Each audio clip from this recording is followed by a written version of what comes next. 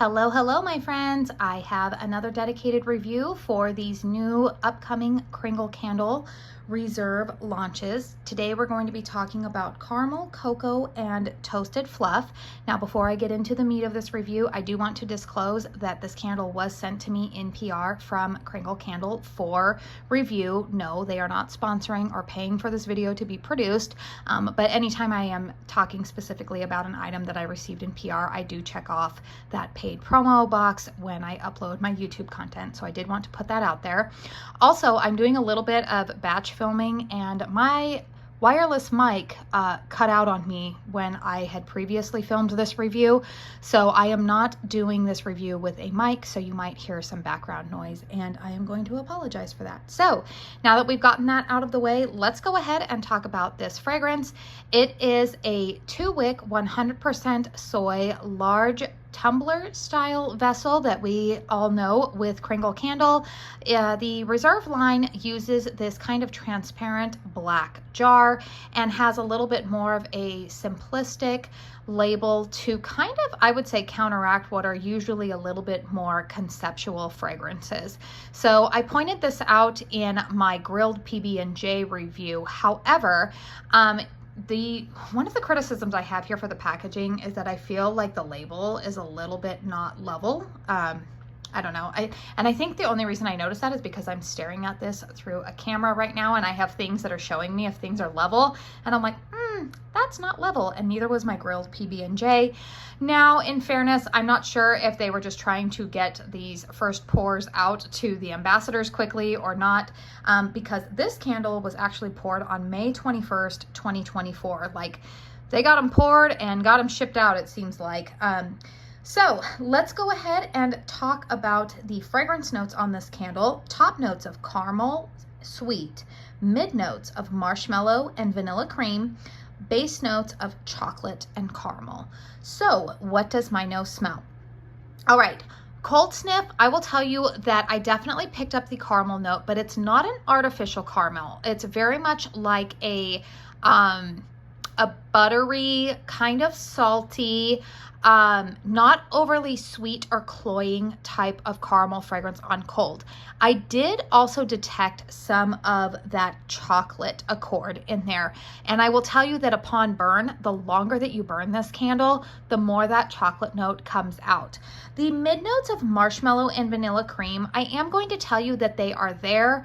To my nose, I wish that there was a little bit more of them, because truth be told, you guys, caramel and chocolate are both fragrances that can be done very well, but they are very rich and decadent fragrances to my nose. And just like when you are eating a dish that is very rich, sometimes the same thing happens with my nose, where I like the fragrance, but I don't enjoy it for an extended period of time. I tend to want smaller portions of it, I guess. I do feel like if the marshmallow and vanilla cream was a little bit more present in this candle, that I probably would, I don't want to say that I don't enjoy this candle, because I do, but I do find it to be a very rich, decadent type of fragrance. And because of the nature of those fragrance oils and the nature of that fragrance, I find myself wanting to kind of be over it after about the 2.5 hour mark, 3 hours at the most, you guys. And there's also other reasons why I'm going to say 3 hours at the most, which we will get into. So to my nose, I would say that those things are present, but I was hoping for a little bit more of that marshmallow fluff in the middle to kind of balance it out. And I would say that this fragrance to me is, when I light it, I definitely smell the caramel at first. That is definitely the top note. Top notes are usually what you're going to smell first. But the longer that I burn it, that chocolate note really starts to come out. And I just wish that there was a little bit more of like a marshmallow vanilla cream fluff fragrance to balance out the richness of the caramel and chocolate. Those of you who love really rich, decadent fragrances, though, I think that you are really going to like this one. I do believe that this is a really nice year-round gourmand fragrance, and it's pretty versatile versatile. I have been burning it with Goose Creek's Marshmallows, which is a very similar fragrance to Bath & Body Works Vanilla Bean. Again, because I'm wanting a little bit more vanilla to balance it out. But if you don't want that, then you don't need any other fragrances. You guys know me, I like to burn multiple fragrances throughout my home so that way I can enjoy fragrance as I move from room to room in my house.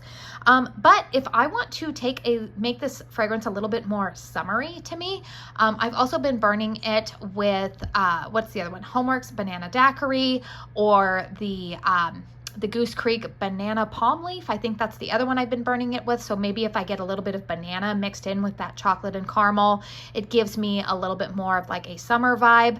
I believe it was Rachel, one of the other fellow ambassadors, she suggested pairing this with ice cream sandwiches from Kringle, and I did that this morning and it was a really nice pairing. So again, it's a gourmand, it's a very versatile gourmand, and I think that you can, you know, pair it with other candles that are already in your collection quite well.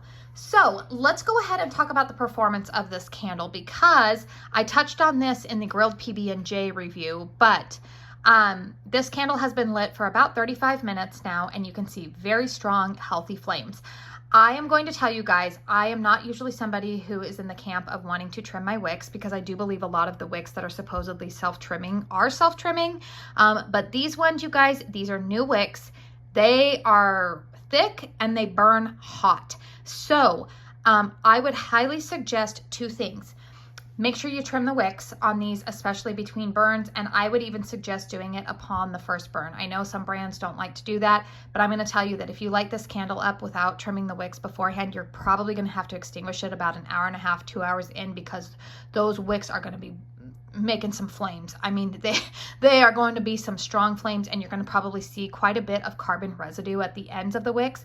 Now, mine didn't mushroom top really badly, to the point that like they were falling over into the wax pool. Nothing like that, and it didn't create a dirty wax pool, didn't alter the fragrance, but I was concerned with how strong the flames were, that I thought, I'm gonna go ahead, put this out, and go ahead and trim the wicks. And then I feel like the performance of the candle has not been better, but just that I wasn't as concerned about the flames after doing that. However, you are probably going to want to limit the burn time to about 3 hours on these candles, just because those flames are, or those wicks are burning so hot. And I do find that with this fragrance, much like I mentioned in the peanut butter and jelly, the grilled PB&J review, if you burn this candle longer than 3 hours, I noticed the other day, I think I burned this one for like 5 hours, because you guys know life just gets ahead of you. I started to notice that I was like, I don't like the way that this fragrance is starting to smell. Again, that could be because they're very, very rich, decadent fragrances, but I found that it almost started to smell a little bit acidic to my nose.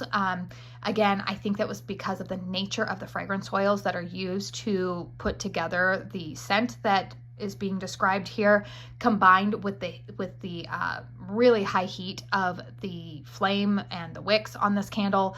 I do think that it is probably best, if for maximum and for the best fragrance, most authentic fragrance for the candle, it is probably best to put these wicks out after about 3 hours. So that is what I will say about that part of the performance. Now let's talk about the good part here.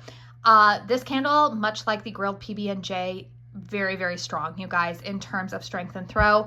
This one is a solid, I would give this a 9. I'm going to say about a 9, 9.5. It's quite strong. It's not a 10, because it doesn't throw throughout every single room of my house. And that would be, you guys know, that's like almost a unicorn these days. There have been a few fragrances that have done it, but this one's not quite a 10, but it does throw all throughout the open concept living room, kitchen, to the entrance of the bedrooms, and it's quite strong. It's not like I'm having to sniff the air and be like, oh, where is it? No, it's definitely, this is a fragrance that is going to smack you in the face, even to those of us who are a little bit more accustomed to fragrance. That is one of the things I feel like every once in a while I do need to remind all of us, those of us who are very accustomed to fragrance, we like a lot of home fragrance.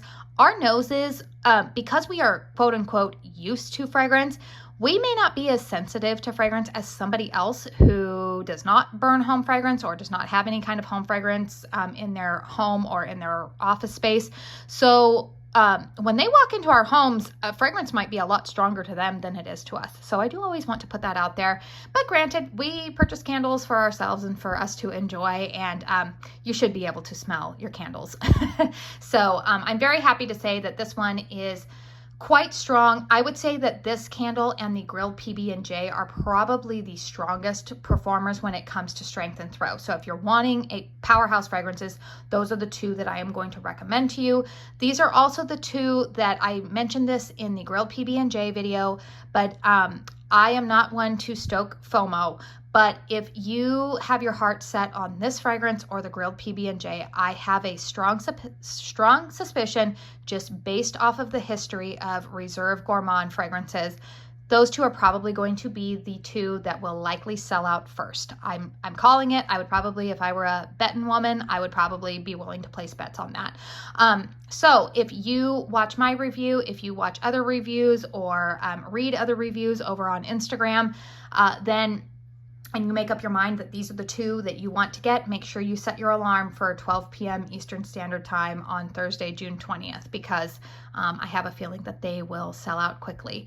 I do have a discount code with Kringle Candle. It is Katie15. It will save you 15% off of your purchase at Kringle. I believe I said earlier these will retail for $34, and the Reserve candles very, very, very rarely go on sale. In fact, I think the only time I've seen some Reserve fragrances on sale was after Christmas, and honestly, you guys, they were on fragrances that I didn't really see people clamoring to buy. Yeah, these fragrances usually do not go on sale. So if you are comfortable using a discount code, my code Katie15 is there.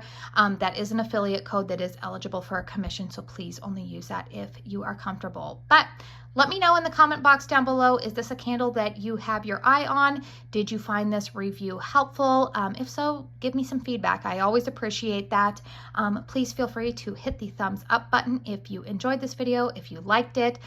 Also, if you're coming across my channel for the first time, hi, I'm Katie. I love to talk all things candles here on my channel. So if you love candle content, I think that you will like sticking around here. I do dedicated reviews. I do all sorts of stuff. I do hauls, empties, and everything in between. So if you find yourself wanting to stick around for more candle content, please make sure you hit that subscribe button. I do want to say thank you so very, very much for spending your time here with me today. And until my next one, I hope you all go out and have a very blessed day.